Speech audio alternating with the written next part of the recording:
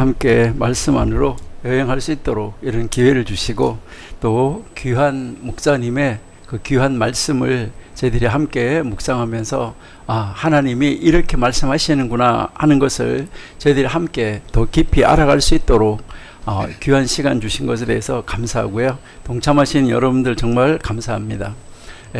우리 목사님 설교나 또 우리 손 교수님의 설명이나 이제 이것을 통해서 여러분들이 이제는 일장이 이렇게 돼서 족보가 이런 것이구나 하는 것을 분명하게 다 아셨습니다. 그래서요, 제가 특별하게 많이 보충할 것도 없고 그렇습니다. 그렇지만 이제 한번 우리 함께 전 목사님의 그 설교가 어떻게 성경적인가 하는 것을 우리가 계속해서 찾아보면서 정말 귀하다, 정말 놀랍다, 정말 탐복한다, 이런 것으로 우리가 갈 수밖에 없다는 것을 생각해 볼 수 있습니다.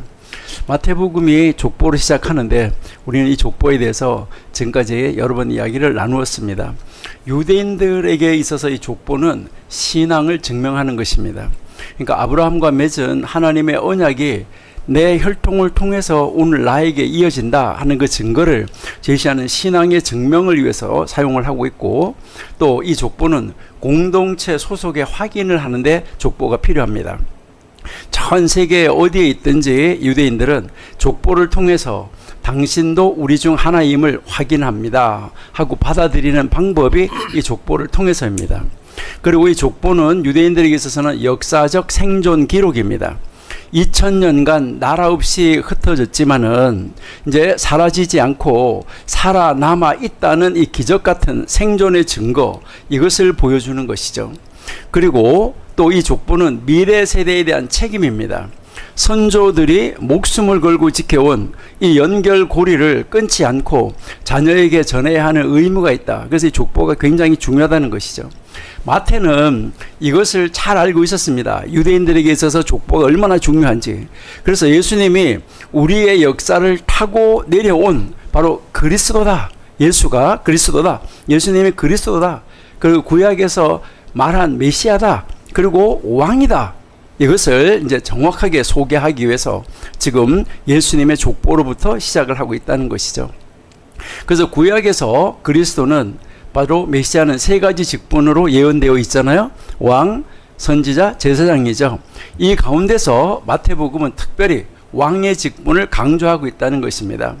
그래서 예수님이 정통 왕의 혈통, 다윗의 후손이다.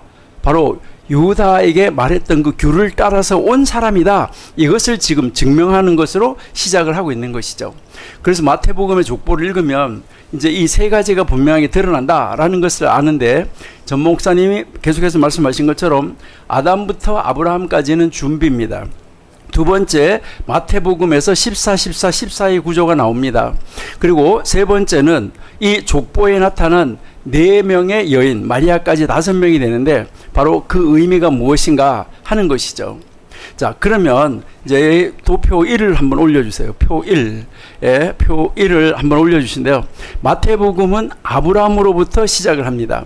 하지만 우리가 이것을 제대로 이해하려고 하면 아담부터 아브라함까지 족보를 먼저 봐야지만 되는 것입니다.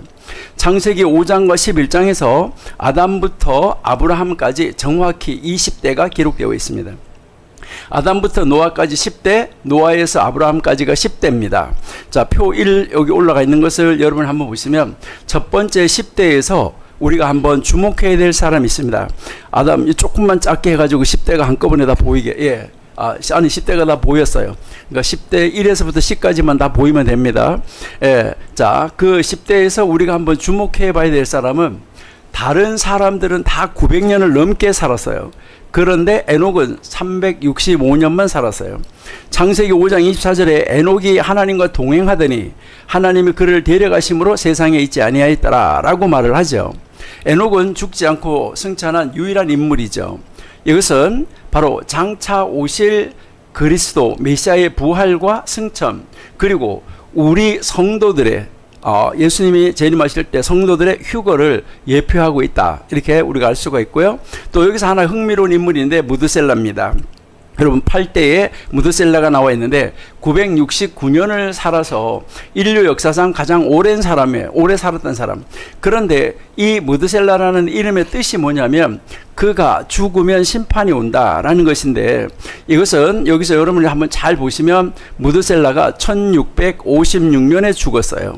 여러분이 밑에 10대에서 노아가 보면 1056년에 태어나는데 노아가 600세 될 때 홍수가 나요. 그러니까 1656년에 홍수가 나는데 무드셀라가 죽고 홍수가 났다는 것이죠.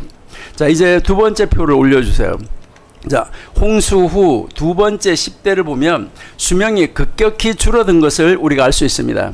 600년에서 400년, 200년대로 내려가고 아브라함은 175년을 살았습니다. 홍수 이후에 환경이 변했고 죄의 영향력이 더 깊어진 것을 알 수가 있어요. 이 시기의 중요한 사건은 바벨탑 사건이죠. 여기에서 여러분 보시면 15대에 보시면 벨렉이라는 사람이 나오죠. 15대에 벨렉이라는 사람이 나오는데 이름이 나뉘다는 뜻이죠. 창세기 10장 25절에서 그때의 세상이 나뉘었다라고 말하고 있어요. 창세기 11장 인류가 교만하게 하늘에 닿는 탑을 쌓으려고 했습니다. 하나님께서 인류를 흩으셨습니다. 바로 이런 배경 속에서 우상 숭배의 도시였던 갈대아 우르에서 하나님께서 한 사람을 불러내십니다. 바로 그 사람이 누굽니까? 아브라함입니다. 그래서 유대 전성에 따르면 아브라함은 어릴 때부터 우상을 거부하고 바로 창조주 하나님을 찾았던 사람이다, 이렇게 기록을 하고 있습니다. 하나님께서 아브라함을 선택하시고 이 언약을, 아브라함과 언약을 세우심으로 메시아를 위한 거룩한 민족의 역사가 시작되었기 때문에 이제 아담에서 20대 아브라함에 와서 하나님이 이제 이 역사를 써가시는구나 해서 마태복음에서는 아브라함부터 시작을 하고 있다는 것이죠. 아담부터 아브라함까지 20대는 준비의 시대였다는 것입니다. 온 인류가 타락했지만 하나님은 그 신앙의 계보를 보존하셨고 때가 되자 하나님이 아브라함을 부르셔서 구속사의 새로운 장을 열어가신다 하는 것을 우리가 볼 수 있습니다. 그 다음에 세 번째 도표 한번 올려주세요. 세 번째 도표에서 14, 14, 14의 이 구조인데요. 그거 아니고요. 3, 그 위에 거, 이건 4번이고요. 예, 그거예요. 도표 3 숫자 14의 의미, 여기 한번 보시는데 마태복음 1장 17절, 아까 우리 전 목사님 때도 읽으셨고 우리 송 교수님 때도 다 읽으셨습니다. 14가 세 번 나와요. 마태는 이 족보를 세 구간으로 나누는데 각 구간을 14대라고 했다는 것이죠. 왜 하필이면 14대일까? 여기에 왜 14일에 맞췄을까 할 때 이 히브리어에서 다윗이라는 이 이름이 여기에 보시면 글자 3개로 되어 있어요. 달렛, 바브, 달렛으로 되어 있는데 여기에 달렛이 이스라엘 그 알파벳은 다 숫자가 있잖아요. 그래서 4 더하기 4 더하기 6, 이 다윗이라는 이름, 이 이름이 바로 14입니다. 14가 다윗이라는 이름의 값이라는 것이죠. 그래서 다윗을 중앙에 놓고 이제 아래 위 전체를 다 14대로 나아가는 것을 우리에게 가르쳐 주고 있습니다. 그러니까 이 14는 다윗을 상징하는 숫자인데, 그러면 마태가 14를 3번 반복한 것은 무엇일까? 이것은 예수님이 완전한 다윗의 아들이고 정통 왕이시고 바로 신이시다 하는 것을 수사학적으로, 숫자적으로 이제 수학적으로 증명하는 것이었다, 이렇게 해석을 하고 있습니다. 또 도표 4번을 올려주세요. 이제 도표 4번에 보시면은 첫 번째 14대가 나옵니다.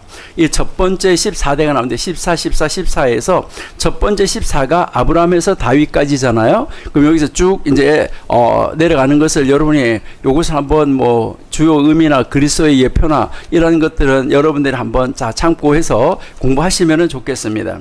그래서 아브라함부터 다윗까지인데 여기에서 보시면 아브라함에게 하나님은 약속을 하셨어요.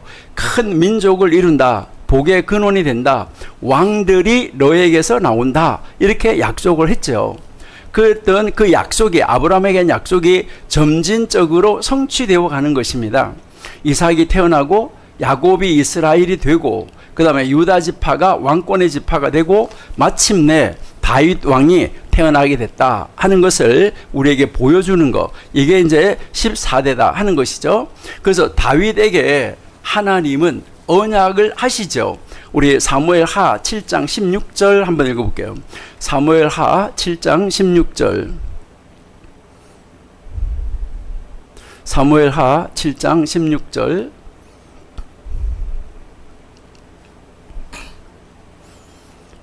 내 집과 내 나라가 내 앞에서 영원히 보존되고 내 위가 영원히 견고하리라. 바로 아브라함에게 하셨던 약속이 다윗에게 와서 다시 성취가 되어지는 거예요.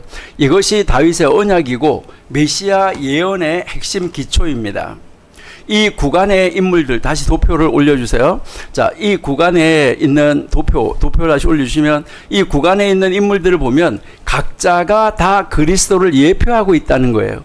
여기 나오는 이 사람들이 예표하는데 우리가 뭐 하나하나 다 아까 우리 전 목사님이 다 설명해 주시는데, 아브라함은 독생자를 아끼지 않았고, 이삭은 번제단에 순종을 했고, 보아스는 기업을 무르는 구속자로서 예수 그리스도를 다 보여주고 있는 이런 인물들이다 하는 것을 우리가 볼 수가 있고요. 그 다음에 도표 5번을 올려주세요. 두 번째 14대인데 이때는 왕국이 쇠퇴하는 기간입니다. 다윗부터 바벨론까지인데요. 솔로몬의 영광으로 시작되지만 점점점 타락하는 것이죠. 표에서 보면 악한 왕들이 많아요. 여러분, 악한 왕들이 많은데 우상 숭배가 만연하고 왕들이 악을 행하게 되는 것이죠. 그리고 마침내 하나님의 심판이 임해요. 바벨론이 예루살렘을 멸망시키고 백성들은 포로로 끌려갑니다. 여기 표에서 이제 흥미로운 것이 있는데, 아까 이미 우리 손 교수님께서 말씀하셨어요. 여기에 생략이라고 되어 있는 거 보이시나요? 7대, 그 7대 요람이 나오고 생략 세 사람 나오는데, 아하시아, 요아스, 아마샤. 자, 여기에서 여러분에게 보시는데요. 여기에 이 마태는 이 세 사람을 의도적으로 생략했을 가능성이 높다, 이렇게 우리가 볼 수 있습니다. 왜 그럴까? 여러분, 이들은 모두 그 악한 왕 아합 가문이었었어요. 아합 왕, 아합의 딸 아달랴의 영향을 받은 그런 왕들이었습니다. 이제 우리가 십계명 공부할 때 여러분 보시면 아버지의 죄를 자손 3, 4대까지 갚는다고 말을 하는데, 이것을 유대인들은 여기서 성취가 되어졌다라고까지도 이야기를 합니다. 마태는 악한 혈통을 상징적으로 제거함으로써 메시아 계보의 거룩함과 구별함을 강조하고 있다, 이렇게 이야기를 합니다. 그런데 바로 이 어두운 시기에도 희망은 있었다는 것입니다. 히스기야를 한번 보시면, 이 히스기야는 바로 죽을 병에서 15년의 연장을 받고, 그 다음에 요시야 왕은 율법책을 재발견하고 대대적인 종교개혁을 일으켰다는 것이죠. 여기에서 우리에게 가르쳐주는 것은 무엇입니까? 회개하면 회복된다 하는 것도 우리에게 보여주고 있습니다. 그 다음 세 번째 14대, 다음 도표 올려주세요. 도표 6인데요. 여기서 바벨론 포로부터 예수 그리스도까지, 이제 이 표를 우리가 보면 이제 특이한데, 말라기 선지자 이후에 약 400년간 선지자가 없었어요. 침묵의 400년이라고 부르죠. 이 기간 동안 이스라엘은 페르시아, 그리스, 로마의 지배를 차례로 받았습니다. 정치적 왕권은 완전히 상실됐습니다. 더욱 놀라운 것은 스룹바벨 이후에 나오는 이름들은 대부분 무명입니다. 여러분 한번 보세요. 여고냐가 나오고, 스알디엘 나오고, 스룹바벨 나오고, 그 뒤에 여러분 쭉 이름 나오는 사람들 한번 보세요. 여러분들은 이 사람들 이름이 뭔 사람들인지 어떤 사람인지 여러분 아십니까? 아마도 이들에 대해서는요, 들어본 경험이 잘 없을 거예요. 아마 어떻게 보면 이름 들어보지도 못한 이름이라고 생각할 수도 있어요. 읽었을 때도 그냥, 성경 읽을 때도 그냥 넘어갔을 수도 있어요. 우리는 이들에 대해서 아무것도 몰라요. 성경에 기록되지 뭐 내용이 누구다 뭐 했다는 그런 내용이 없는 무명의 인물들이에요. 하지만 이것이, 이 무명의 인물들이 우리에게 주는 메시지는 크다는 것이죠. 중요한 메시지를 준다는 것인데, 세상은 그들을 알아주지 않았지만은 하나님은 아셨다는 것입니다. 다윗의 혈통을 끊어지지 않게 보존하셨다는 것이죠. 그리고 때가 참에 베들레헴의 마구간에서 진정한 왕이 태어나셨다 하는 것을 우리에게 보여주는 것이죠. 이 무명의 사람들은 또한 메시아가 어떻게 오실지를 미리 다 보여줬다는 것이죠. 화려한 왕궁이 아니라 겸손한 모습으로, 또 세상적 권력이 아니라 영적 권위로 오실 것을 다 보여주셨다는 것입니다. 그런데 여기에 수수께끼가 있다는 것이죠. 우리 전 목사님 말씀하셨고, 우리 손은배 교수님 말씀하셨는데, 마태의 이 세 번째 구간에 14대라고 하는데 실제로 세워보면은 13명이다. 그러면 14번은 어디에 있을까요? 그래서요, 여기에 다양한 해석이 있는데 우리 전 목사님 해석이 정말 성경적이고 하나님의 영이 가르쳐주는 해석입니다. 바로 이 14번째 자리는 우리를 위해서 비워진 자리라는 것이죠. 예, 옆에 비고에 보면 우리를 위한 자리라고 거기에 이제 써놨는데요. 갈라디아서 3장 29절에 보면 너희가 그리스도의 것이면 곧 아브라함의 자손이요. 여러분, 너희가 그리스도의 것이면 아브라함의 자손이요 약속대로 유업을 이을 자니라. 예수님의 유업을 이어갈 사람들입니다. 에베소서 1장 4절 5절은 아까 정원배 교수님께서 말씀하셨어요. 자기의 아들들이 되게 하셨다. 예. 자, 베드로전서 2장 9절에도 보면 너희는 택하신 족속이요 왕 같은 제사장들이다. 우리를 보고 하나님이 하신 말씀입니다. 우리는 바로 그리스도를 믿음으로 아브라함의 그 후손이 되고 이 왕의 족보에 편입되었다는 것입니다. 하나님께서 우리를 위해서 자리를 예배해 놓으신 것이 14번째 자리다 하는 것이죠. 자, 이제 표 7번째 거 올려주세요. 이제 이 족보에 정말 아주 놀라운 특징이다 라고 계속해서 전 목사님도 강조하시고 우리 선 교수님도 말씀 많이 하셨는데, 바로 이 족보의 놀라운 특징은 여성이 올라가 있다는 거죠. 원래 남성 중심인데 마태는 의도적으로 여성을 여기에 포함을 시켰다는 것이죠. 여기에서 여인들이 가지는 공통점은 바로 무엇입니까? 모두 비정상적 상황이었다는 거예요. 그래서 비정상적 상황이라서 첫 번째 관계를 다 종결하고 새로운 관계를 시작했다는 거, 이게 굉장히 이제 특징인데요. 그러니까 이것은 우리에게 무엇을 보여주냐면 전 목사님 말씀대로 아담 안에서 죽고 그리스도 안에서 새롭게 태어나 새 생명을 얻었다는 것이죠. 근데 더 놀라운 것은 이 여성들이 누구인가 하는 것이죠. 그러니까요, 여기에 이 5명, 마리아까지 5명이 나오는데, 여기 보면 첫 번째 다말인데, 여러분이 잘 아시죠? 이 38장에 나오는 여인, 아까 이야기를 했잖아요. 그렇죠? 며느리. 참 안타까운 이런 모습을 볼 수가 있는데, 이때 이 유다가 그 자기 며느리를 보고 너가 나보다 옳다 이렇게 고백을 했었어요. 이거는 회개입니다. 자기가 잘못했다는 것이죠.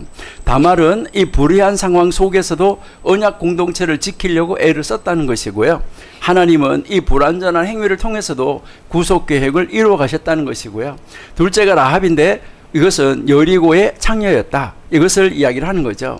그런데 바로 이스라엘의 정탐꾼을 숨겨주고 고백해요. 뭐라고 고백합니까?